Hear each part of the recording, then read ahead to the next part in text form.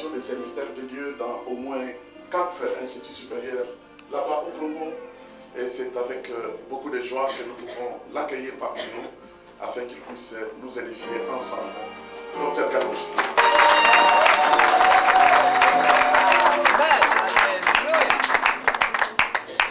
Nous bénissons le Seigneur Jésus-Christ qui nous fait grâce en nous invitant ce matin à sa table. La parole déclare, heureux le sang et vivante. Parle-moi ce matin. Parle-moi ce matin. Et transforme ma vie. Et transforme ma vie. Au nom de Jésus. Au nom de Jésus. Amen. Amen. Pouvons nous asseoir. Nous parlons ce matin sur le principe biblique de la bénédiction, du succès et de l'élévation. Je crois sincèrement qu'en lisant la parole de Dieu, vous pouvez vous rendre compte. Ainsi donc, nous devons comprendre ce matin que nous sommes des enfants de la bénédiction. Parce que c'est à cela que nous avons été destinés et c'est à cela que nous sommes appelés.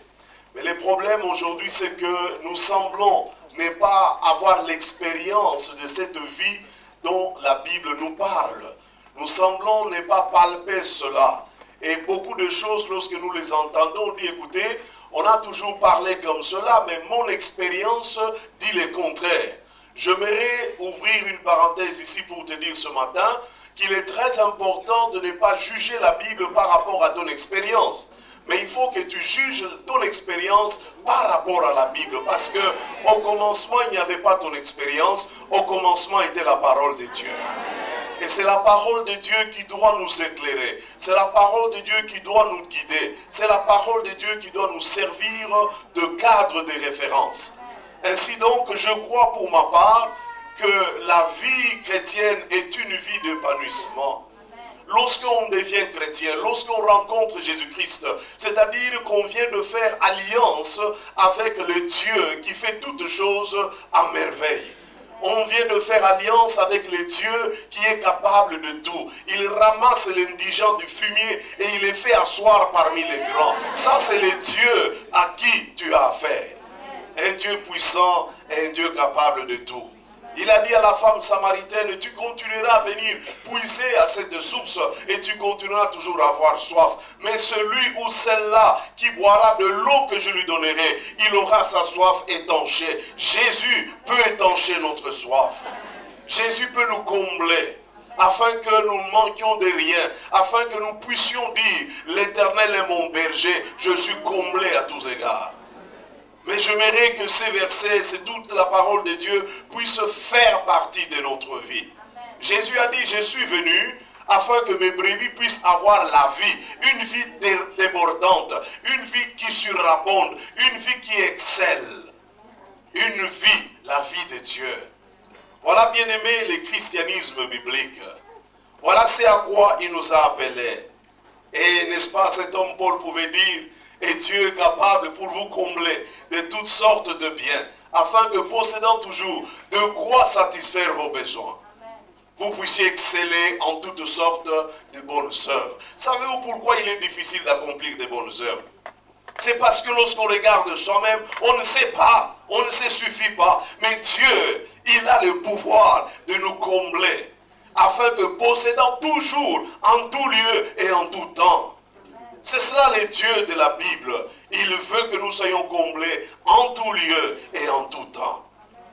Et afin que nous puissions être riches dans de bonnes œuvres. Savez-vous que si tu n'arroses pas, tu ne seras pas arrosé? Savez-vous que si tu ne plantes pas, tu ne sèmes pas, tu ne bénis pas, tu ne seras pas béni en retour? Parce qu'on vous mesurera toujours de la même mesure que vous vous êtes servi pour les autres.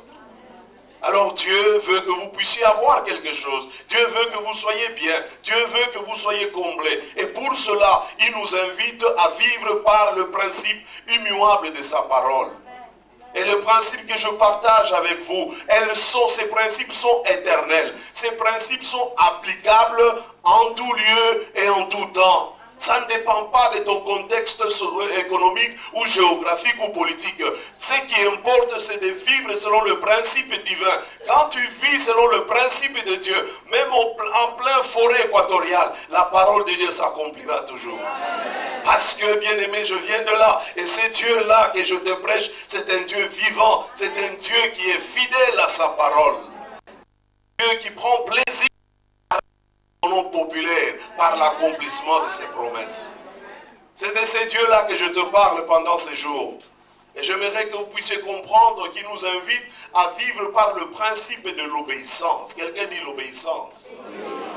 Vous savez, bien aimé dans les Seigneurs, Dieu nous a créés pour lui et par lui afin que nous puissions servir à la gloire et à la louange de son nom. J'aimerais te dire que Dieu n'existe pas pour toi, mais toi tu existes pour lui. Dieu n'existe pas pour faire plaisir à nos désirs, à nous, mais Dieu existe pour que nous puissions faire sa volonté. Vous savez, dans le monde naturel, on nous dit que la terre gravite ou tourne autour du soleil, n'est-ce pas? Et dans le royaume spirituel, c'est le même principe. La Bible déclare que Christ est le soleil de justice et ma vie gravite autour de sa personne.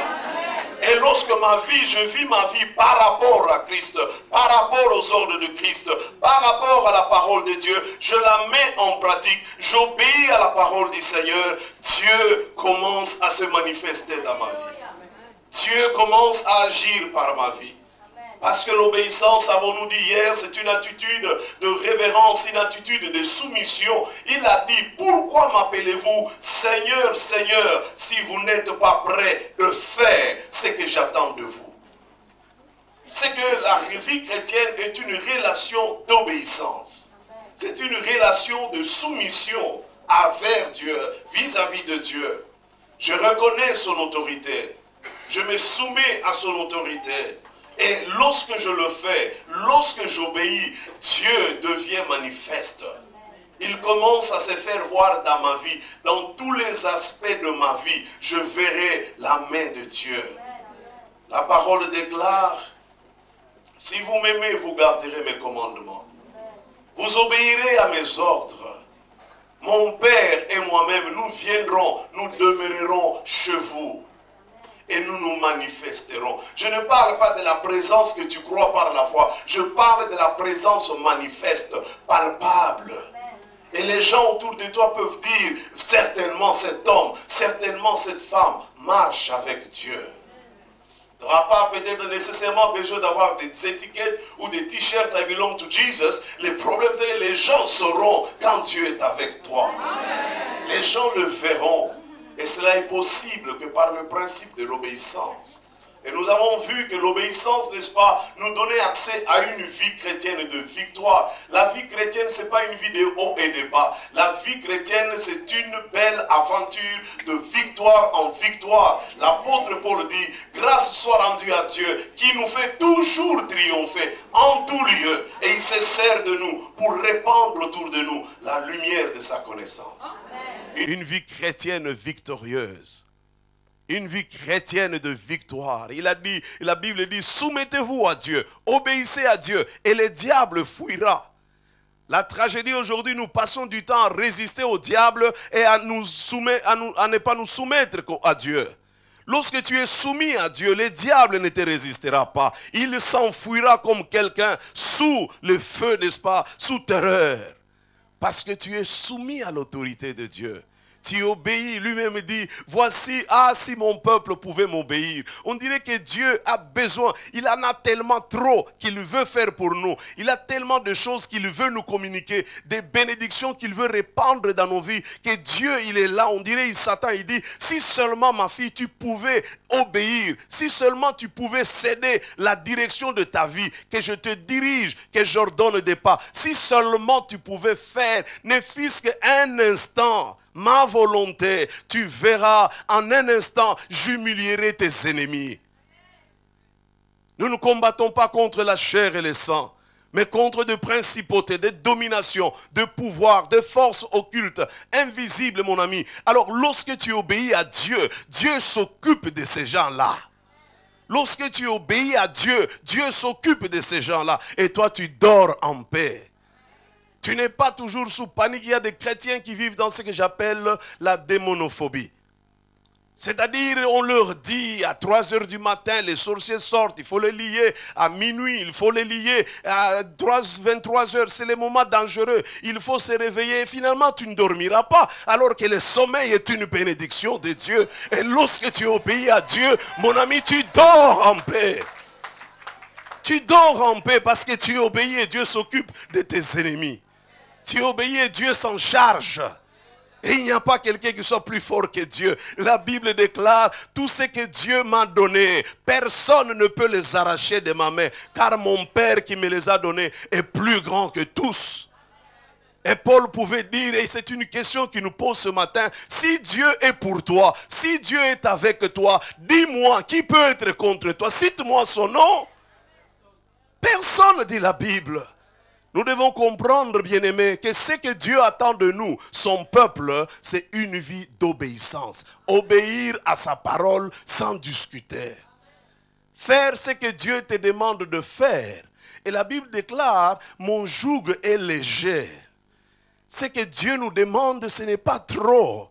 Parce quand Dieu nous demande quelque chose, il y a sa grâce qui vient là, qui vient nous aider. Nous pouvons obéir à Dieu. Lorsque nous obéissons, il a dit, si tu obéis à ma parole, si tu marches selon mes recommandations, voici la liste des bénédictions que j'ordonnerai. Dieu commence à ordonner aux bénédictions de te suivre. Pouvez-vous vous rendre compte de cela? Ils te suivent, les bénédictions te suivent partout où tu te rends, n'importe où tu te trouves. Parce que tu es obéissant à Dieu, Dieu donne des ordres et les bénédictions te suivent. Je ne suis pas un chasseur de bénédictions. Non, non, les bénédictions me chassent. Les bénédictions me cherchent. Parce que la Bible déclare, voici les bénédictions qui viendront sur toi et qui te poursuivront et qui t'atteindront. Ça c'est merveilleux. Elles me poursuivent.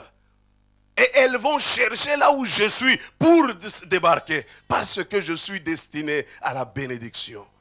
Et ça, ce n'est possible que par la vie d'obéissance, par une vie de soumission à l'autorité de Dieu.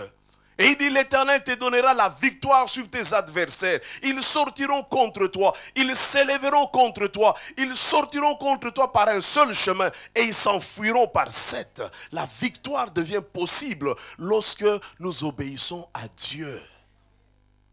La victoire devient possible lorsque nous sommes obéissants à Dieu. Et l'obéissance nous conduit toujours à l'élévation et nous conduit dans les hauteurs. Lorsque tu obéis à Dieu, mon frère, ma soeur, Dieu est capable de tout. Dieu est capable de tout. Tout ce qu'il cherche ou la chose qui le bloque. Parce qu'on aime toujours dire, je n'avance pas parce qu'on me bloque. Non, laisse-moi te dire ce matin que si tu es soumis à l'autorité de Dieu, si tu obéis à Dieu, même si on t'a mis des cales, Dieu va les faire sauter. Je sais de quoi je parle, mes frères. Tu appartiens à un Dieu puissant. Tu appartiens à un Dieu fort. Il dit, c'est moi l'alpha et l'oméga. Voici, je tiens les clés du pouvoir de la déesse. Je ferme et personne ne peut ouvrir. J'ouvre et personne ne peut fermer. Lorsque Dieu a ouvert dans ta vie, lorsqu'il a disposé ton chemin, il a frayé ton chemin, même la mer Rouge, elle va céder les passages. Le Jourdain cédera les passages. Il n'y aura pas de situation insolvable lorsque tu obéis à Dieu. Il nous faut seulement obéir, c'est un principe important. Lorsque nous obéissons à Dieu, Dieu nous élève. À qui devons-nous obéir? Nous devons obéir à Dieu et à sa parole. C'est très simple, je ne vous parle pas de choses sophistiquées que vous devez chercher à importer. Non, il y a déjà, moi je ne sais pas. Vous savez, dans la parabole du riche et du pauvre Lazare, les riches a dit à Abraham, est-ce que tu ne peux pas envoyer quelqu'un qui aille avertir mes frères pour qu'ils ne finissent pas là où je suis? Abraham a répondu, il a dit ceci, ils ont les kiboutou qui prêchent, ils ont les kalonji qui prêchent, ils ont ma Bible qui lisent chaque jour, ils n'ont qu'à obéir à cela. S'ils n'obéissent pas, ils finiront là où tu es. Les problèmes, ce n'est pas il faut que quelqu'un vienne avec une révélation spéciale. Il était mort, il a vu, il a vu. Non, obéis seulement à ce qui est écrit. Obéis à ce qui est écrit, ma soeur. La Bible dit pardonne, pardonne. Il ne t'a pas dit, écoutez, non, va maintenant prier, Seigneur, aide-moi à pardonner. Comment voulez-vous? Dieu a donné l'ordre, tu dois pardonner. Tu lui demandes de t'aider à pardonner. Lui dit, mais mon fils, tu as la force en Christ de pardonner, parce que mon esprit est en toi. La vie de prière, ce ne doit pas être, c'est un ordre, c'est la vie normale, la relation normale. Tu n'as pas besoin d'une journée spéciale. Toute ta vie, tu es sacrificateur. Et en tant que sacrificateur, tu ne te présentes pas devant Dieu sans sacrifice. C'est le fait que tu as un sacrifice qui te qualifie comme sacrificateur. C'est très important, bien-aimé. La Bible, Dieu est respectueux de ses engagements. Dieu respecte sa parole. Et il y a des choses dans lesquelles ça ne change pas. C'est comme ça, c'est comme ça. Alléluia. Alléluia. La Bible dit ceci, celui qui donnera, on lui donnera. C'est-à-dire, si tu ne donnes rien, on ne te donne rien. Même Dieu, il respecte sa parole. Obéissons, mes frères, nous ne serons jamais déçus. Obéissons, mes frères, nous serons toujours sous la protection de Dieu. Obéissons, nous serons un peuple heureux et glorieux sur la surface de la terre. Deuxième principe sur lequel j'aimerais parler ce matin, c'est le principe de fidélité. Quelqu'un dit la fidélité. Vous savez, bien aimé, le Dieu de la Bible est un Dieu fidèle. La Bible nous dit qu'il est fidèle, il est compatissant, il est miséricordieux. C'est un Dieu qui tient ses paroles. C'est un Dieu qui respecte ses engagements. C'est un Dieu, la Bible même va plus loin, c'est l'apôtre Paul qui nous le dit, que Dieu reste fidèle même lorsque l'autre partie, c'est-à-dire nous sommes infidèles. La fidélité, c'est un attribut de Dieu. Et puisque nous sommes des enfants de Dieu, nous sommes appelés à imiter Dieu, tel père, tel fils. Nous devons lui ressembler. Il est fidèle et il ne peut engendrer qu'un peuple ou des enfants fidèles. Et pour cela, nous devons comprendre qu'il ne peut pas exister une relation réelle et profonde et valable avec Jésus-Christ sans une vie de fidélité. Dieu demande que nous soyons fidèles. Deutéronome 7, verset 9.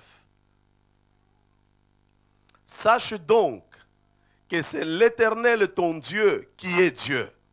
C'est Dieu fidèle. Dis à ton voisin, ton Dieu est fidèle. N'est-ce pas merveilleux, mes frères, de savoir que nous n'adorons pas un Dieu capable de changer selon les sauts d'humeur. Non, notre Dieu est fidèle et qu'un homme fidèle, une femme fidèle est caractérisé par la constance. On parle dans le monde de fidèles et lieutenants. Et Dieu a besoin des enfants fidèles. Et la Bible dit, sache donc que c'est l'Éternel ton Dieu qui est Dieu. C'est Dieu fidèle, garde son alliance et sa miséricorde jusqu'à la 1000e génération envers ceux qui l'aiment. Dieu est fidèle. Les Deutéronome 32, verset 4, on nous dit, il est le rocher. Dieu est le rocher éternel, le rocher des âges, celui qui nous accompagne dans notre marche, dans notre vie chrétienne. Il est là avec nous. La parole nous dit, ses œuvres sont parfaites, car toutes ses voies sont justes. C'est un Dieu fidèle. Dieu est fidèle. Et parce qu'il est fidèle, il attend de chacun de nous la fidélité. Et nous devons comprendre qu'à la lumière du livre de Proverbes, chapitre 28, le verset 20, la Bible dit ceci. Un homme fidèle, une femme fidèle sera comblé de bénédictions. Quelqu'un veut être comblé de bénédictions? Quelqu'un veut réellement jouir de la vie avec un grand V en Christ? Quelqu'un veut marcher toujours tête haute dans ce monde où presque tout le monde marche toujours incliné? Et il faut que tu acceptes de vivre par le principe de fidélité. Parce que la Bible déclare un homme fidèle est comblé de bénédictions. La version Bible de Jérusalem dit l'homme loyal, un homme fidèle, une femme fidèle est caractérisé par la loyauté, l'attachement. Tu ne peux pas te relâcher, qu'il fasse froid ou qu'il fasse chaud. Tu es là, tu restes fidèle. Tu es constant dans ce que tu fais. C'est ainsi que vous allez voir qu'il y a des gens, par exemple, qui donnent la dîme. Mais ils ne donnent pas la dîme fidèlement. C'est-à-dire quoi? C'est moi si il a donné. L'autre mois, il explique à Dieu. Il dit, Dieu n'a qu'à comprendre. L'autre mois, il envoie son pasteur qui est, je ne sais pas moi, dans la Guyane française. L'autre année, l'autre fois, là, il fait ça. Il est infidèle tout en donnant la dîme. Et ça ne marche pas. Dieu, la bénédiction liée à l'action de donner la dîme ne peut pas lui être donnée parce que c'est un infidèle. Un homme ou une femme fidèle, c'est quelqu'un qui est régulier, qui est constant, qui est persévérant dans la même voie. N'est-ce pas, il y a un adage qui nous dit, à force de forger, on devient forgeron. C'est-à-dire c'est la fidélité, la constance, la persévérance. Dieu est un Dieu fidèle. Tu sais, bien-aimé dans le Seigneur, le premier jour que tu as entendu les messages de l'évangile, tu ne t'étais peut-être pas donné, mais Dieu a continué à cogner à ta porte, jusqu'à ce que tu as cédé. Tu lui as dit oui. Dieu est permanent, Dieu est constant, Dieu est persévérant. Il a besoin d'un peuple fidèle. Un homme loyal sera comblé de bonheur. Je vous ai dit que je parle de principes bibliques, de bénédiction, du succès, de l'élévation, du bonheur, de la victoire. Dieu dit, un homme fidèle, une femme fidèle sera comblé de bonheur. Et tu pourras aussi chanter comme David, oui, je le sais, les bonheurs de Dieu m'accompagnent chaque jour. Quand je vais au marché, quand je vais au travail, quand je suis dans ma maison, les bonheurs de Dieu m'accompagnent. Et tu pourras aussi dire, oui, les grâces de Dieu, les bontés de l'Éternel ne sont pas épuisées à mon endroit. Elles se renouvellent chaque matin parce que tu es fidèle. Il est important que nous puissions, bien-aimés, marcher dans la fidélité. Parce que l'homme fidèle, la femme fidèle, n'est-ce pas celui qui est loyal vis-à-vis de Dieu, celui qui est engagé à ne pas trahir les intérêts de Dieu, même s'il est sous pression. Les problèmes d'infidélité souvent proviennent du fait qu'on est sous pression. Sous pression de beaucoup de choses. Il y a des pressions spirituelles, il y a des pressions financières, il y a des pressions physiques. Ce qui fait que souvent l'homme cède et il devient infidèle. La Bible déclare, si tu peux rester fidèle, tu seras comblé de bénédictions. Tu seras épanoui. Ta vie chrétienne, les gens commenceront même à parler et dire, mais finalement, cette sœur-là, elle n'est jamais de mauvais jours. Oui, je ne peux pas avoir de mauvais jours parce que le Dieu que je sers est un Dieu fidèle. Et lorsque je suis fidèle à ce Dieu-là, il ne me donne que des jours glorieux. Il me donne qu'une belle vie. Et Dieu ne peut faire réussir que les projets de ceux qui sont fidèles. Dieu ne peut donner la victoire et l'autorité qu'à ses fidèles. Bien-aimés, le psaume 101, le verset 6, la Bible déclare, je bénis le Seigneur parce que nous sommes dans une église de la parole de Dieu.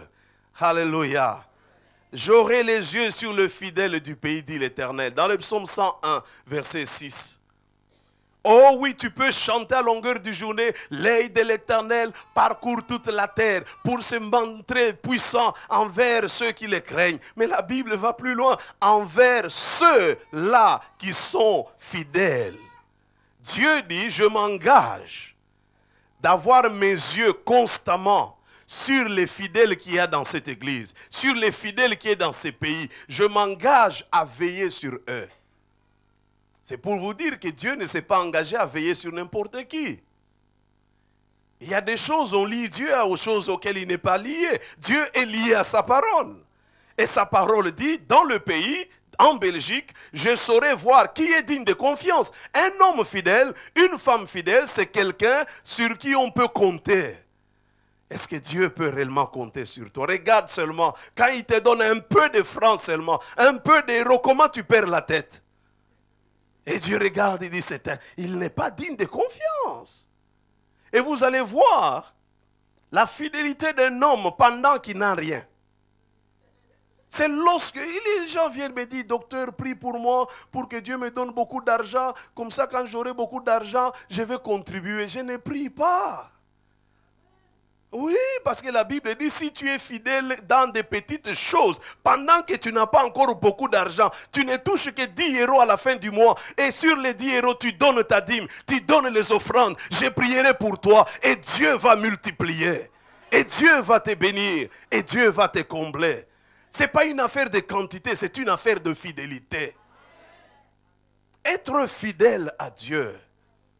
Et ce Dieu-là, il dit, il aura ses yeux sur toi. My goodness, quelle bénédiction, quelle grâce de savoir que quand je marche, il y a un Dieu puissant au-dessus de moi qui me regarde. Je vis sous haute surveillance. Lorsque vous êtes fidèle, vous inspirez la confiance. Regardez, je parle de la fidélité dans tous les aspects de votre vie, même dans votre entreprise, là où vous êtes. Si on vous reconnaît comme un travailleur sérieux, fidèle, respectueux de l'heure, respectueux de ses engagements, respectueux des échéances, mon frère, tu as du crédit. Et les crédits, on ne joue pas avec, n'est-ce pas? Vous vivez en Europe, vous savez de quoi je parle. Et on nous dit dans la parole du Seigneur, l'Éternel rendra à chacun selon sa fidélité. Puisque tu es fidèle, Dieu interviendra chez toi. Vous savez, dans la vie normale, dans nos relations, lorsque je sais que ça c'est vraiment un bras droit, ça c'est un homme fidèle, pire, donc mon type vraiment, hein? Vous comprenez ce que je veux dire? Ah. Les Quinois disent master, donc je suis sûr. Vous savez, je suis vraiment sûr, c'est mon type, c'est mon pote, digne de confiance. Je peux, s'il m'appelle au milieu de la nuit, je peux tout arrêter, déranger même mon sommeil, parce que c'est un fidèle qui m'appelle. Je peux tout arrêter, aller à son secours. Mais il y a d'autres, tu peux, écoute, je trouverai toujours une bonne raison pour ne pas venir. Mais lorsque vous êtes un homme ou une femme fidèle, passez-moi l'expression, je parle comme un humain. Dieu bouscule même son programme à cause de toi. Parce que tu es fidèle, il dit, j'interviendrai. Il y a l'histoire d'un monarque, d'un puissant roi d'Israël, le roi Ézéchias. Il est tombé malade. Et le prophète est allé lui dire, donne des ordres, fais un testament, parce que l'Éternel dit, tu vas mourir. Ce genre de prophéties, on ne les aime pas, n'est-ce pas? Mais Dieu peut donner un message prophétique comme cela aussi. Alors la parole de Dieu nous dit, lorsque cet homme, ce roi, a entendu cela, je suis dans 2 Rois, chapitre 20, le verset 3.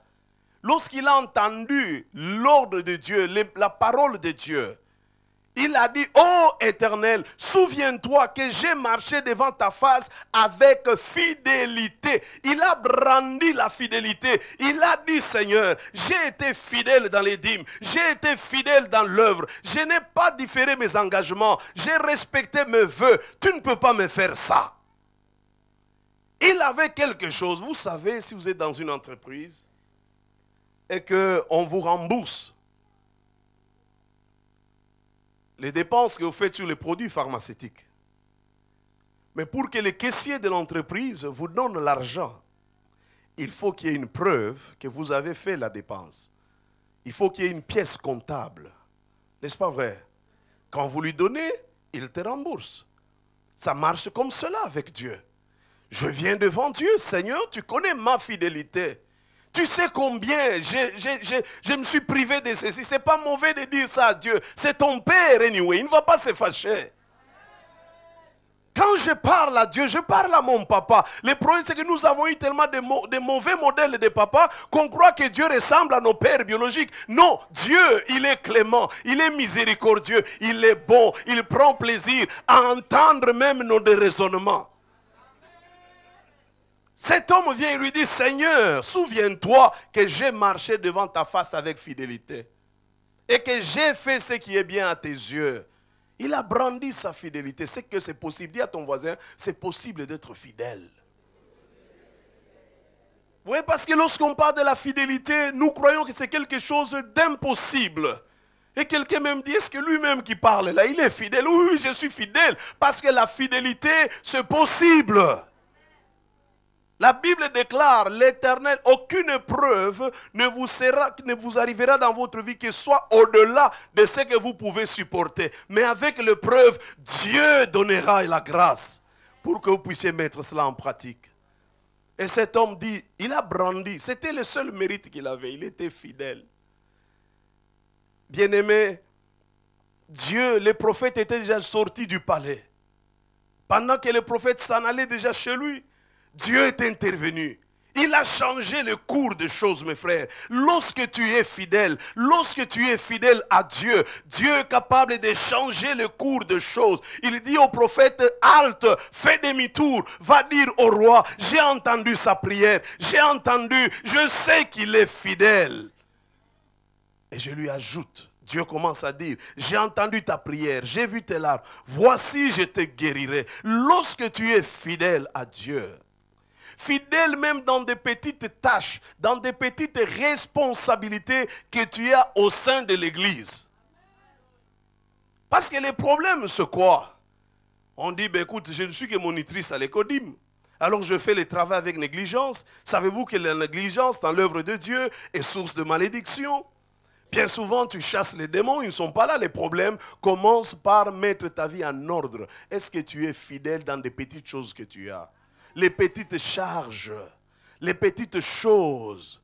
Une femme ministre me disait chez nous, mais écoute, papa, mais tu sais que quand même Dieu, elle a dit ça en Swahili, hein, et il dit, mais Dieu ne peut pas comprendre que la décision, quand je l'ai prise, c'était à cause de la chaleur, Mukivuku Tutu Yamimbo. Quand on chantait là, alors ça m'a pris, j'ai fait un vœu à Dieu. J'ai dit, Dieu lui te prend au sérieux. Fais attention, mon ami. Quand tu viens, tu pries, Seigneur, si tu me donnes un mari, tu vas voir vraiment comment je vais te servir. Oh Seigneur, donne-moi un emploi. Tu verras combien je vais te servir. Seigneur, donne-moi seulement les papiers. Tu vas voir. Et qu'est-ce que tu fais après? Parce que Dieu est fidèle. Est-ce que tu vis selon l'engagement que tu avais pris?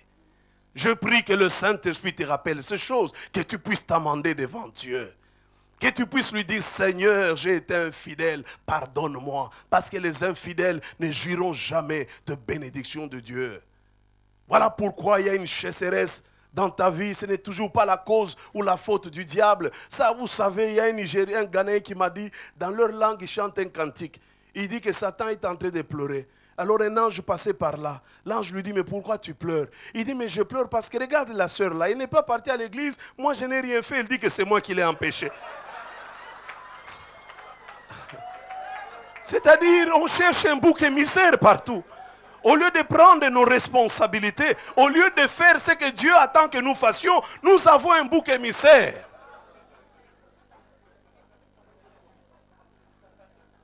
Nous devons être fidèles, bien-aimés. Dieu dit, je te guérirai, je te délivrerai, toi et ta ville. Respecte tes engagements. Sois fidèle, ma sœur. Et lorsqu'on est fidèle, oh mais ça c'est merveilleux. Lorsqu'on est fidèle, on a droit de gouverner. On gouverne, on contrôle. On commence à régenter des choses, on commence à parler et les choses se manifestent. Ce n'est pas le docteur Callot qui le dit, c'est le docteur Luc. Dans Luc chapitre 22, verset 28. Amen. Luc chapitre 22, verset 28. Vous lisez cela dans votre Bible. Jésus dit, vous êtes ceux qui avez persévéré avec moi dans mes épreuves. Vous êtes ceux qui sont restés fidèles, qui ne m'ont pas abandonné dans des moments difficiles. Croyez-moi, même dans une entreprise, même dans une association, même dans une église, les fidèles, on les identifie, on les remarque. Même dans des moments difficiles, il arrive à un moment donné que l'église traverse par des moments de turbulence. Mais ceux qui sont fidèles à Dieu, ceux qui sont fidèles à leur église, à la vision de l'église, ils restent constants. Et la Bible déclare, vous avez persévéré avec moi dans mes épreuves, dans des moments de turbulence. Vous n'avez pas sauté de l'avion, vous êtes resté la ceinture attachée. Vous dites, nous y allons parce que nous avions décidé d'embarquer à bord de cet avion. Nous avons accepté d'être membres de l'EIB. Nous restons fidèles. Advienne que pourra. Qu'il neige ou qu'il pleuve. Et la Bible dit, vous êtes demeurés continuellement avec moi. Les fidèles sont des... Mes frères, ils sont fidèles, ils restent attachés. Quand ils croient dans une chose, c'est ça. Il n'y a que des fidèles à qui on peut léguer le pouvoir. C'est vrai même en politique. C'est vrai dans tous les domaines, mes frères. Un de mes étudiants dormait sur le même lit avec feu le président de la RDC Kabila. Sur le même lit. Mais à un moment dans leur maquisard, il a fui. Il est devenu infidèle. Mais il ne savait pas ce que l'avenir réservait. Un jour, Kabila est arrivé au pouvoir. Il commença à se promener avec une photo. Vous voyez là, c'est moi. D'ailleurs, Mouzé, là, on dormait ensemble. Mais c'était trop tard. Et tu étais infidèle. Tu n'as plus droit au chapitre. Tu étais infidèle. Il y a des gens, parce qu'ils ne sont pas fidèles, ils ne sont pas constants, ils ne sont pas endurants. Devant l'épreuve, ils fuient, ils se cachent, ils font la politique de l'autruche. Ils ne peuvent jamais accéder aux bonnes choses que Dieu réserve à ses fidèles. Est-ce que je parle à quelqu'un ce matin? Alors Jésus dit, c'est pourquoi je dispose du royaume en votre faveur. Je dispose du royaume en votre faveur, comme mon Père en a disposé à ma faveur, afin que vous mangez. Moi je dis toujours, c'est seulement les fidèles qui ont droit de manger. Ceux qui sont fidèles, mes frères. Et lorsqu'on est fidèle, Dieu nous confie la gestion des biens beaucoup plus précieuses. Quand Dieu t'a fait confiance, mon frère, il t'a fait confiance, ma soeur, il t'a donné ne fût-ce qu'un petit rien, commence à être fidèle, commence à être sérieux, engage-toi dans ce à quoi il t'a appelé. Ma soeur, mon frère, tu ne regretteras pas. Il a laissé des talents, vous connaissez la parabole. Il est parti, l'autre est revenu, il a dit, j'en avais 2, j'en ai multiplié 4. Et il lui dira, son maître lui dit, c'est bien. Bon et fidèle serviteur, tu as été fidèle en peu de choses. Je te confierai beaucoup. Soyons fidèles, mes frères. Non seulement cela, il dit, parce que tu as été fidèle en peu de choses, reçois le gouvernement des 10 villes. Il y a même Dieu étant même mon influence. Il y a des gens, il est venu à l'église il y a à peine 3 mois, il commence à avoir une influence extraordinaire. Ne dis pas que non, ça devient... Non, le problème, si c'est un homme ou une femme qui marche dans la fidélité, Dieu dit, tu as été fidèle dans peu de choses, je te donne le gouvernement des 10 provinces.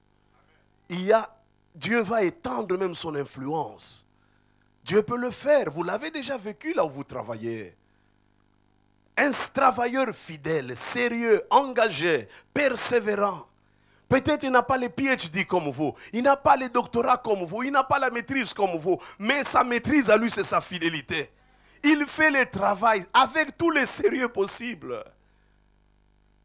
Moi, je ne joue pas avec le ministère, mes frères. C'est ma vie. C'est ma vie. Je le prends au sérieux. Parce que je connais les conséquences de la fidélité. La question que nous devons nous poser ce jour, c'est que nous ne devons jamais négliger les faibles commencements. Comment est-ce possible? Tu as commencé des affaires. Les pasteurs ont prié. Et puis 2 ans après, faillite. On se demande et on entend des gens dire, non, avant que je devienne chrétien, ça marchait. Mais maintenant, non, il y a tellement, vous savez, de pesanteurs, et je ne sais pas, il y a toute une chose, ça ne marche pas. Les problèmes, quelque part, peut-être, tu as été infidèle dans ta manière de gérer ce que Dieu t'avait donné. Mais si tu gères bien, d'ailleurs, on dirait Dieu commence toujours par nous faire passer au pied de quelqu'un d'autre. afin que nous apprenions comment gérer ce qui sera à nous. Il est écrit dans ma Bible et dans la vôtre, je crois, il est dit ceci, que si vous avez été fidèles dans ce qui est à autrui, alors on vous donnera ce qui sera à vous. Ça, c'est un principe que nous devons intérioriser. Enfin, le principe du travail. Quelqu'un dit le travail. Vous savez, le travail, bien aimé, toute activité physique ou intellectuelle appliquée à la production. Lorsque Dieu a créé l'homme et la femme, il les a placés dans un monde merveilleux, dans un monde où il ne manquait de rien. Mais après avoir placé cet homme et cette femme dans ce jardin de délices où il ne manquait de rien, la dernière chose qu'il leur a donnée, c'est le travail. Quelqu'un dit le travail.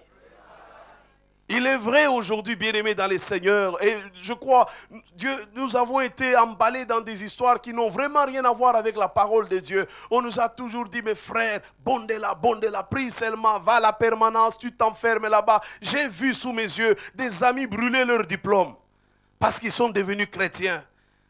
Et à l'époque, on chantait Biloko Nyonso et Kotikala. Donc tout va rester dans ce monde. Nous sommes prêts à aller au ciel. Alléluia. Alléluia. Mais nous devons comprendre qu'en hébreu, le mot prier veut dire aussi travailler. C'est-à-dire, tout chrétien prieur devrait être aussi chrétien travailleur. C'est merveilleux, n'est-ce pas? Parce que le travail est la source de la bénédiction. Et Dieu dit, l'Éternel ton Dieu t'a béni dans tout le travail de tes mains. Il veut que l'homme travaille. Il veut que l'homme soit entreprenant. Il veut que l'homme soit créatif. Que l'homme puisse inventer le travail.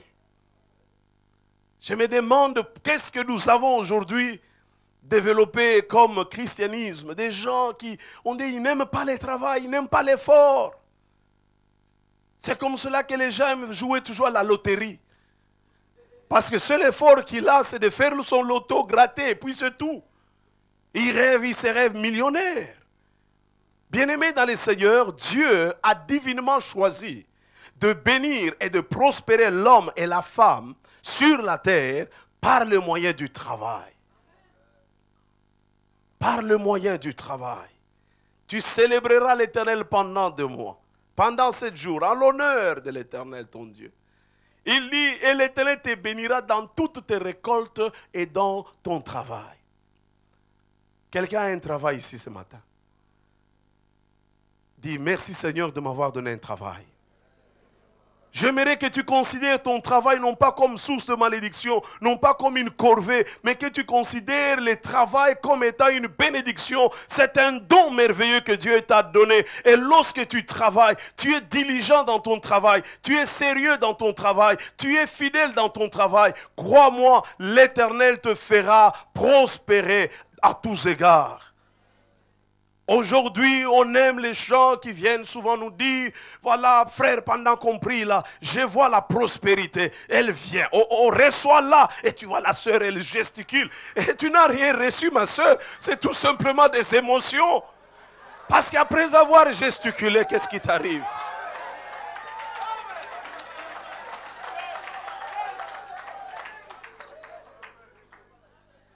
Je crois que vous êtes en Europe, et ça c'est une vérité. Les pays qui ont été sous l'influence protestante sont plus développés que les pays qui ont été sous l'influence catholique. Notamment la Belgique ne peut pas se comparer à l'Allemagne, à la Suisse et tout cela. Lisez bien l'histoire, les Calvins, les Zwingli, tous ces hommes de Dieu, ils ont inculqué les notions du travail, les principes du travail. Il n'y a pas de développement sans travail, il n'y a pas de ressources sans travail, il n'y a pas de prospérité sans travail, il n'y a pas d'avancement sans travail. Il faut travailler. Même moi qui suis pasteur, j'ai fait la théologie, c'est bien beau, mais je continue à travailler. Parce que si je veux être excellent, je dois travailler. Je parle à quelqu'un ce matin. Deutéronome 28:12 dit, l'Éternel t'ouvrira son bon trésor, les ciels, pour envoyer à ton pays la pluie en son temps, et pour bénir tout le travail de tes mains. Dieu est fait exprès. Il ne donne pas les légumes, il ne donne pas les maïs, il envoie la pluie. Soit si vous comprenez. Lui, il envoie la pluie, et dès que tu vois la pluie, ça veut dire, va au travail. Parce que la pluie tombe pour arroser. Mais la pluie n'arrose pas là où il n'y a rien. Il faut qu'il y ait une semence à terre. Il faut que quelqu'un se soit mis au travail. Alors la pluie vient, elle fait pousser. La pluie vient, elle donne l'abondance. Nous devons comprendre, bien-aimés. Je sais qu'ailleurs, on passe le temps, on va lier les démons de la pauvreté. J'ai dit les démons de la pauvreté, je doute s'il existe. Les problèmes, il faut lier peut-être l'esprit de paresse et de fainéantisme et de parasitisme.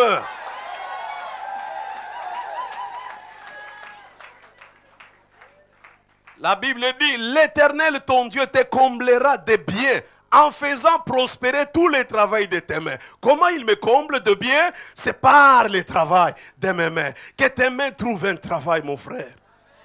Et vous savez, tu dois être inventif.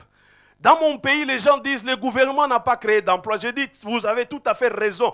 C'est la responsabilité du gouvernement. Mais quand tu as faim, ce n'est pas le gouvernement qui a faim. C'est toi qui as faim. Alors fais quelque chose pour toi parce qu'il s'agit de toi.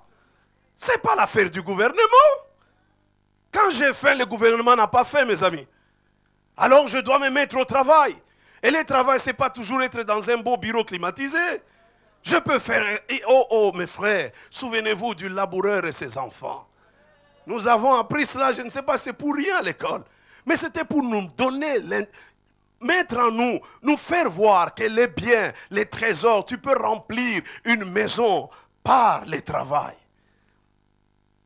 Je vous enjoins aujourd'hui, mes frères, que vous puissiez comprendre que les enfants d'Israël, à un moment donné, ils avaient très faim.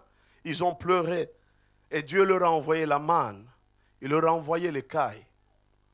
Mais ça ne tombait pas dans leurs assiettes. C'est curieux. Ces gens-là avaient faim, ils ont demandé à manger. Mais au lieu que la manne descende dans leur maison, dans leurs assiettes, la manne tombait dans les champs.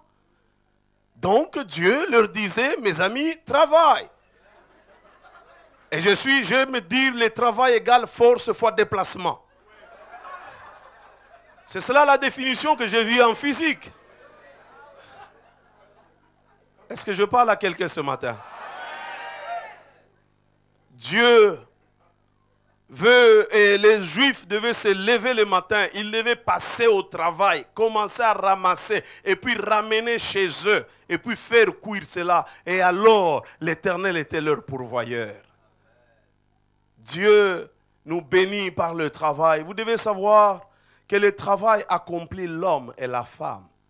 C'est-à-dire, rends-toi utile pour toi-même et pour les autres. Ayant travaillé dans la communauté Sébéco pendant 8 ans, on avait toujours l'habitude, à la fin, au moment des offrandes, les diacres va prier. Et ils prient avec solennité, avec sérieux. Seigneur, bénis même ceux qui n'ont pas donné, afin que demain, ils puissent t'apporter encore. Tu crois que cette prière arrive en direct au ciel, mais n'arrive pas. Savez-vous pourquoi? Parce que Dieu dit, à celui qui donne, on donnera encore.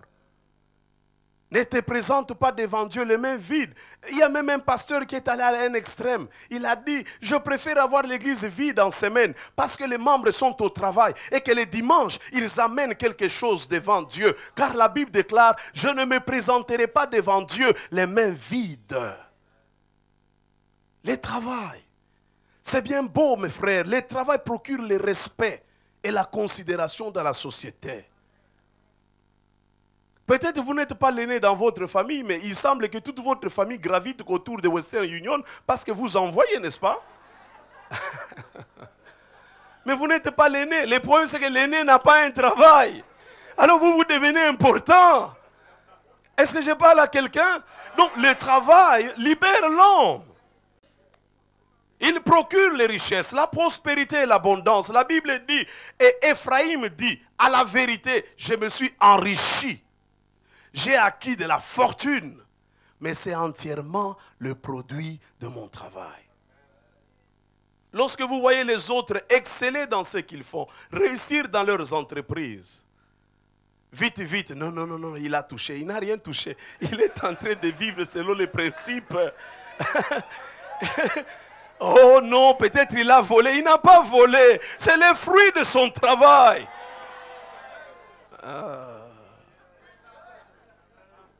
C'est le fruit de son travail. Ce qui est étrange, docteur, c'est que dans la Bible, il n'y a aucune promesse faite aux paresseux. Aucune promesse, aucune. Aucune. Et parce qu'il n'y en a pas, je ne sais pas qu'est-ce qu'il peut faire. Il doit seulement s'aligner sur la parole de Dieu. Peu importe, l'homme créé à l'image de Dieu est un master, c'est un dominateur. Peu importe le milieu où il arrive, il a les potentialités divines et surnaturelles de changer son environnement. Ça, c'est un don extraordinaire que Dieu nous a donné. C'est un don extraordinaire qu'il faut exploiter. Vous devez exploiter cela, mes sœurs. Vous devez exploiter cela, mes sœurs. Tout travail procure l'abondance, dit le Proverbe 14, 23. Tout travail, même un cordonnier qui répare les chaussures, avec fidélité, chaque jour il va, même sa femme va lui donner le respect. Dans la société, il aura du respect. C'est la raison pour laquelle parfois chez nous, lorsqu'un fonctionnaire, vous voyez parfois des gens toujours nerveux et tout cela, méchants, et un peu brutal, on se demande, quand vous y suivez de près, il n'y a pas un démon de colère. Le problème, c'est qu'il ne sait pas satisfaire aux besoins de sa famille.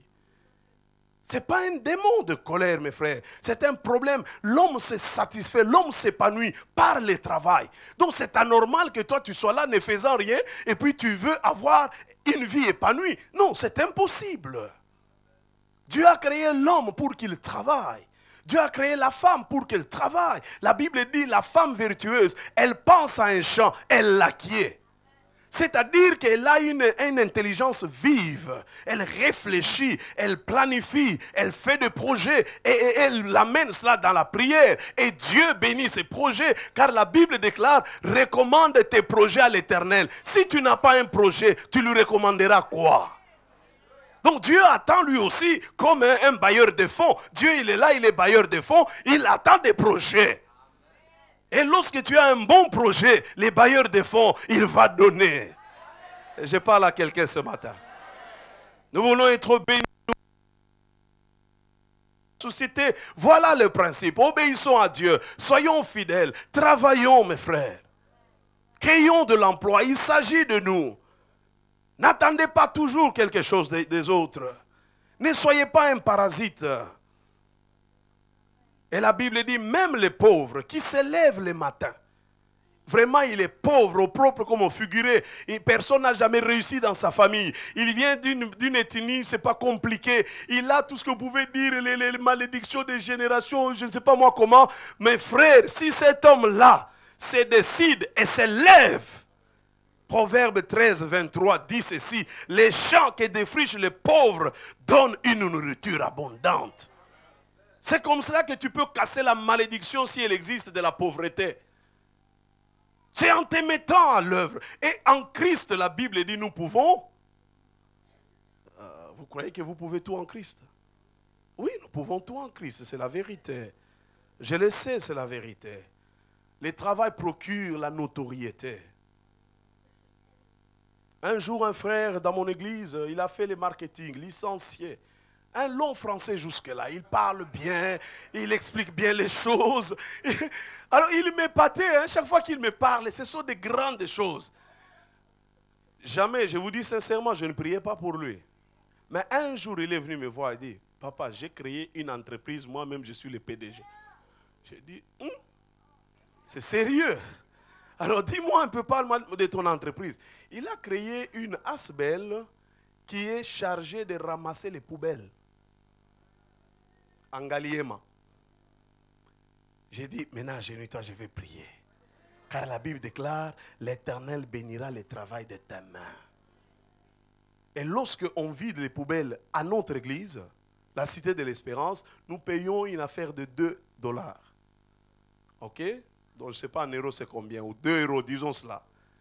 Maintenant, s'il fait par jour 50 parcelles, mais il a l'argent plus qu'un professeur d'université de Kinshasa. Quelqu'un a compris quelque chose? Le travail. La Bible dit, la main des diligents dominera. Tu seras connu par ton travail. Mais regardez Dorcas, vous connaissez Tabitha? Elle n'était pas célèbre apôtre. Elle n'était pas, je ne sais pas moi, elle n'avait pas une nouvelle onction. La Bible déclare que Tabitha, lorsqu'elle est morte, on a présenté le travail de ses mains. Le travail, elle avait excellé dans son travail. Elle était utile à la société. Elle était utile à elle-même. Rends-toi utile, ma soeur. Rends-toi utile, mon frère. La Bible dit, des mains actives procurent le pouvoir. Les paresseux ne rôtissent pas son gibier. Il tourne toujours en rond. Oh, il fait froid aujourd'hui, c'est pas sortir. Ah, vous savez, là-bas, tel. Je ne suis pas de telle obédience politique. Vous comprenez, là-bas, on n'engage que les gens de telle partie de la province. Là-bas, non, mon frère. C'est ça, ils ont toujours des excuses. Et parfois, c'est tellement bon que tu as même envie de compatir. Il y a des raisons que les gens avancent, ça m'énerve. Je me dis, non, lève-toi, fais quelque chose, shake your legs. Fais marche, fais agir ta tête. Dieu t'a créé à son image. Du néant, il a fait sortir un monde glorieux et merveilleux. Du néant, tu peux sortir quelque chose. Une sœur de mon église est allée voir ma femme. Elle dit, écoute, maman pasteur, j'aimerais apprendre la coupe et couture. Ma femme est couturière. Il dit, tu ne me payes pas, mais je vais apprendre un métier, parce que je sais qu'à travers ce travail, j'irai loin demain. Et il y a une histoire vraie d'une sœur en Christ, à Bandalungu, à Kinshasa. Elle l'a coiffé une amie de la femme du président. Et quand ils se sont rencontrés, la femme du président a apprécié. Il dit, mais c'est où? Il dit, mais dans un salon de coiffure à Bandalungu. La fille, elle est là, elle fait son travail régulièrement. Elle voit seulement, bon, chez nous, là, quand ils descendent avec char, avec tout le monde, les militaires.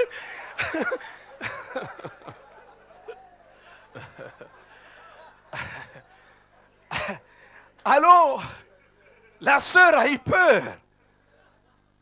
Et les militaires rentrent et disent, yo, à la présidence, qu'est-ce que j'ai fait?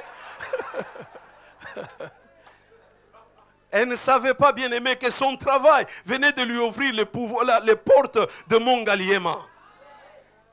Du néant, bien aimé, des Bandalungwa. Elle est devenue importante parce qu'elle coiffe la femme du président.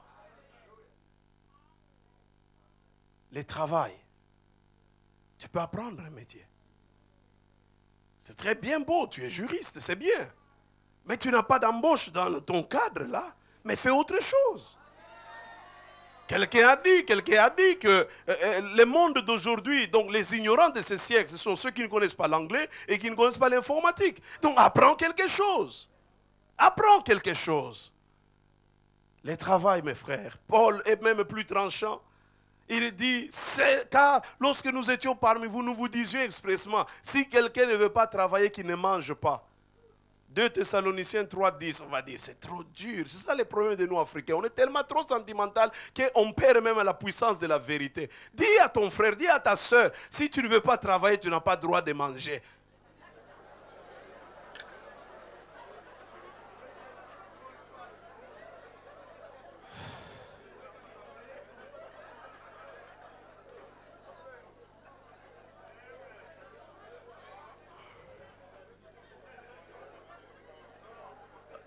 Gloire à Dieu, gloire à Dieu. Lisons le dernier passage, bien-aimé, dans Genèse 8. Genèse 8, le verset 20. Genèse 8, le verset 20. Noé bâtit un autel à l'Éternel. Il prit de toutes les bêtes pures et de tous les oiseaux purs, et il offrit en holocauste sur l'autel. L'Éternel, notre Dieu, sentit une odeur agréable. Et l'Éternel dit en son cœur, je ne maudirai plus la terre à cause de l'homme. Et Dieu dit au verset 22, tant que la terre subsistera, les semailles, quelqu'un dit les semailles, et la moisson, quelqu'un dit la moisson. Ces deux choses sont comme des jumeaux, des vrais jumeaux. Il ne peut pas y avoir de moissons s'il n'y a pas eu de semailles. Et ce principe bien-aimé dans le Seigneur, il est applicable dans tous les domaines de la vie de l'homme. Et j'aimerais même vous dire, même un païen qui prend ces principes et les met en action, il va s'aimer. Ne t'en fais pas, la prochaine moisson, il récoltera. Mais si moi, tout ce que vous voulez, je vais au temple, au moment de s'aimer, moi je passe mon temps à parler en langue, à voir les visions extatiques, à faire tout cela. À la prochaine moisson, je n'aurai pas de récolte. Vous êtes d'accord avec moi? C'est pourquoi la Bible dit, il y a un temps pour travailler, il y a un temps pour prier, il y a un temps pour chanter, il y a un temps pour danser, il y a un temps pour toutes choses. Et lorsque c'est le temps de travailler, si toi au lieu de travailler, tu vas faire autre chose, au temps de la récolte, tu n'auras pas de moisson. Peu importe combien spirituel tu es. Tu n'auras pas. C'est un principe biblique. Je ne l'ai pas écrit. C'est comment Moïse. Tant que la terre subsistera. Est-ce que la terre subsiste, a subsisté ce matin? Vous avez marché sur la terre? Et encore, nous sommes encore sur la terre, n'est-ce pas? Donc l'autre partie du verset va s'accomplir. Et la Bible dit, les semailles et la moisson, les froids et la chaleur. C'est la chaleur, le froid maintenant. L'été et l'hiver, les jours et la nuit ne cesseront point. Les jours où vous verrez que ces choses ont cessé, c'est que soit vous êtes absent de la terre, oui, ou bien la terre, je ne sais pas ce qu'elle est devenue. Parce que tant que nous sommes sur cette terre, ces principes de semailles et de moissons subsistera. Il est vrai, beaucoup de gens ont mal appliqué ces principes. Ils ont, c'est pas moi, blessé, ils ont abusé, tout ce que vous pouvez dire. Mais ce n'est pas parce qu'il y a en circulation des faux héros que vous refusez d'utiliser les vrais héros. Est-ce que je parle à quelqu'un? Ce n'est pas parce qu'il y a des faux dollars que vous n'utilisez plus les dollars. Donc c'est pour vous dire ceci, que toute personne qui désire jouir de bénédiction de Dieu doit toujours avoir des semences à s'aimer. C'est un principe divin. Tu n'as pas une semence à s'aimer, ne t'entends pas à une moisson. Même si je prie, je prends ma veste, je te tape, tu tombes par terre, tu te relèves, tu n'auras pas de moisson. Il faut que tu aies des semailles. Ésaïe 30 dit ceci, le Seigneur te donnera la pluie pour la semence que tu auras sémée. Ah oui, tu peux avoir une semence. Come on, quelqu'un a une semence ici ce matin? Ça peut être ton intelligence, ce n'est pas toujours l'argent. Vous savez, la semence, c'est tout ce que Dieu t'a donné. L'intelligence, tu réfléchis bien, les capacités, les relations, les atouts que tu peux avoir, c'est ça ton don, c'est cela ta semence. Le prophète a dit à la femme, oui, tu as des dettes, mais qu'est-ce que tu as? Ah, je n'ai qu'une petite quantité d'huile. Il dit, c'est cela, ta prospérité viendra de là. Il lui a dit, prends, verse. Avant qu'il y ait la pluie, après 3 ans et demi de sécheresse, Élie sur le mont Carmel, qu'est-ce qu'il a fait? Il avait une semence, ils avaient besoin de la pluie. Il a pris, au moment où l'eau était devenue rare, il a versé des litres et des litres d'eau par terre. Il a sémé. Savez-vous que la pluie vient de la terre? Vous savez cela? Je ne sais pas s'il était professeur de physique ou de chimie. C'est la vérité. Et après, il y a eu la pluie. Donc, si tu ne vis pas par ces principes, l'Éternel te donnera la pluie pour la semence que tu auras sémée, utilisée. Si tu n'utilises pas cela, tu n'auras pas. L'eau coule des eaux. Et sa semence est fécondée par d'abondantes pluies. Il faut s'aimer, mes frères. Il y a des gens qui disent, moi on ne me salue pas, c'est très bien. Mais est-ce que tu as sémé les salutations? Moi on ne me visite pas, c'est bien. Est-ce que toi tu visites? Parce que pour récolter, on ne peut récolter que là on a sémé. Vous voyez, c'est la loi de la réciprocité. Ce n'est pas une affaire d'attendre que les autres. Lui a dit, faites aux autres ce que vous voulez qu'ils fassent. Parce qu'il connaît le principe. Tant que la terre subsiste, il y aura toujours un temps de semailles. Tu sèmes avec larmes, tu sèmes avec cris de douleur, mais tu récolteras demain. Il n'y a rien à faire. Tu récolteras, mon frère, ma soeur.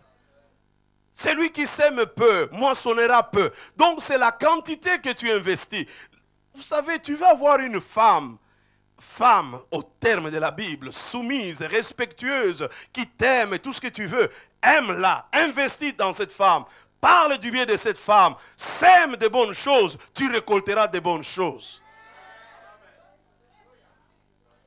C'est la loi de la réciprocité.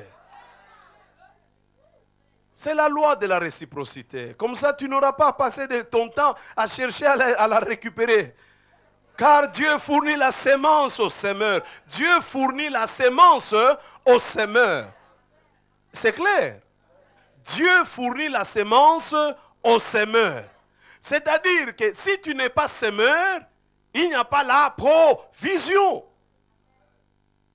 C'est très simple, mes frères. Nous passons souvent à côté de ce qui est essentiel. Je prie que Dieu nous ouvre les yeux du cœur, afin que nous soyons caractérisés par l'obéissance, la fidélité, le travail. Si vous voulez, appelez-le l'esprit du travail, un bon esprit. Être entreprenant et savoir s'aimer. Dieu fournit la sémence aux semeurs. Sème ta vie dans les autres. Sème ton temps précieux, partage avec les autres. Le bonheur qui n'est pas partagé n'en est pas un. La joie qui n'est pas partagée n'en est pas une. Partage, sème, fais quelque chose. Et Paul pouvait dire, si nous avons sémé parmi vous, nous moissonnons. Lorsque vous sémez, vous moissonnerez, il n'y a rien à faire. Car ceux qui sèment avec larmes, moissonneront avec chant d'allégresse. Baissons nos têtes dans la prière. Ce matin, ô grand roi, tu as parlé à nos consciences. Tu nous as interpellés non pas parce que tu veux nous juger, mais parce que, ô Dieu, tu nous aimes. Et tu veux que nous puissions changer ces jours pour que nous produisions de fruits. Est-ce que tu es fidèle, mon frère, dans des petites choses? Est-ce que tu es fidèle, ma soeur? Frère, est-ce que tu es fidèle à ta femme? Est-ce que tu vis par le principe de semailles et de moissons? Oh, je t'en supplie ce jour. Un ordre par rapport à la parole de Dieu et tu verras ce que Dieu est capable de faire. Est-ce que tu es obéissant? Tu as un travail, mais comment est-ce que tu le fais? Si ce matin tu veux dire, docteur, j'ai entendu la parole de Dieu, je voudrais prier avec toi, lève-toi là où tu es. Je voudrais juste que tu prennes, c'est un acte que tu poses ce matin, que Dieu vous bénisse. Que Dieu vous bénisse. Que Dieu vous bénisse. J'invite le docteur Kibotou, il va prier avec nos bien-aimés frères.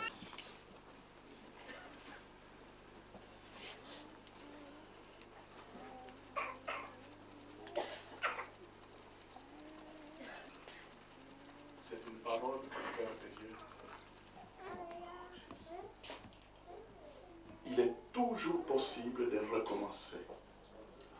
Même quand tu as l'impression dans ta conscience qu'elle est chargée des échecs, remplie d'infidélité, paresse chronique, c'est toujours possible de repartir à zéro. Et cette parole qui est grande, je vous dis la vérité, cette parole est grande. Non pas par rapport à l'homme, mais par rapport au Dieu qui nous aime et qui a décidé de l'envoyer dans nos cœurs. Il envoya sa parole et sa parole les guérit. Tu as besoin d'une guérison, tu le sais. Même si on n'a pas cité mot pour mot ta véritable situation, venir jusqu'à ton problème. Alors, puisque tu es conscient, lève-toi. Le geste que tu poses va contribuer à ta foi et à ta victoire. Ne te dis pas, je suis concerné, mais je reste assis. Lève-toi. L'obéissance commence aussi par des petites choses. Le geste que tu poses manifeste l'état de ton cœur, l'attitude de ton cœur. l'acte d'humilité que tu poses en te levant, parce que cela exprime véritablement ce que Dieu attend.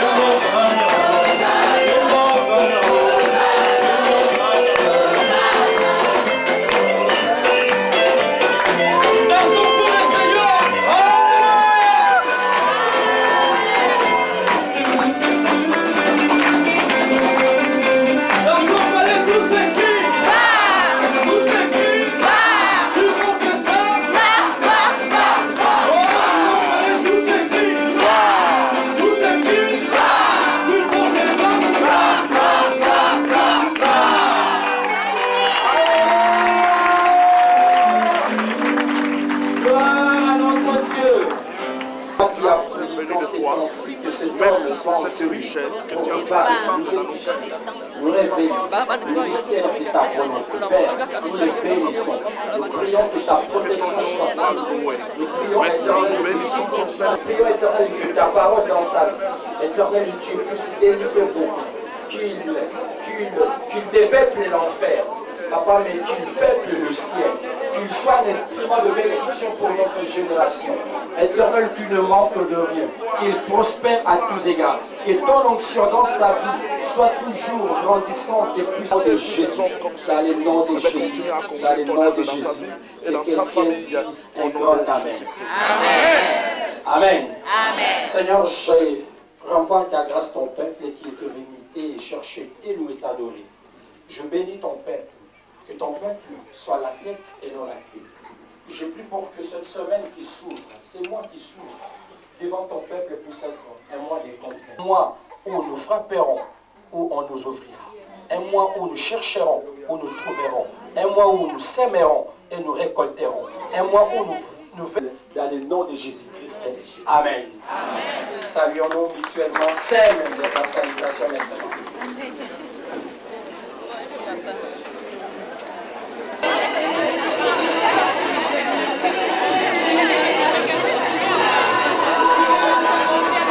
Yeah.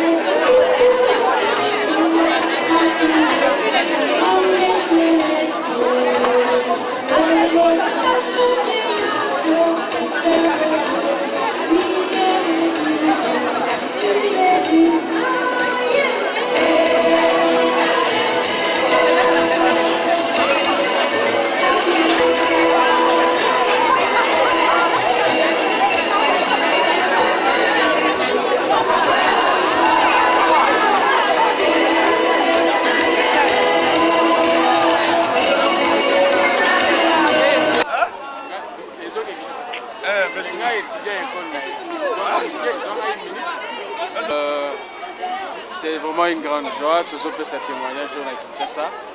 Je pense que beaucoup de côté à Cassette, pasteur Atei, Ngalazali, enfant de son église et aussi étudiant à l'Institut supérieur théologique. J'ai vraiment beaucoup, je suis dans une grande joie et à transmettre toutes mes salutations à Kin, à la pasteur Alexis, à toute l'église, à la sœur Adeline, à ma femme Moladino. Et bon, continuons à soutenir Eve et à pasteur Carlo. À bientôt. Merci. Gabi, ciao. La famille Toko, tonton Babi, tout le monde, je vous donne bisous. Bon, Kangamaka Nzambe, parce que c'est lui qui est la solution de toutes choses. Merci.